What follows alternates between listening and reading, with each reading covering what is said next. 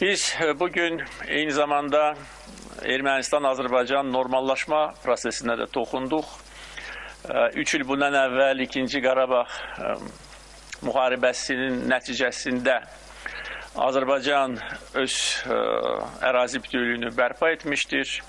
Keçən ay bütün ölkə üzrə suverenliyini bərpa etmişdir. İndi isə Ermənistanla Azərbaycan arasında imzalanacaq sülh müqaviləsi üzərində biz fəal çalışmalıyıq və əgər biz buna nail olsaq, mən buna ümidliyəm, o zaman Cənubi Qafqazda tamamilə yeni bir siyasi vəziyyət yaranacaq.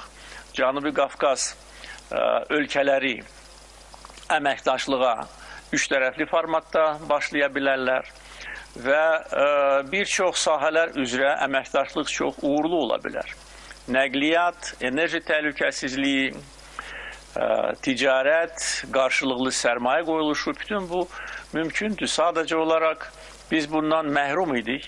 Ona görə ki, Azərbaycan uzun illər işğal altındaydı və təbii ki, bu vəziyyət imkan vermirdi ki, normallaşmaya doğru addımlar atılsın. İndi məqam gəlib çatıb.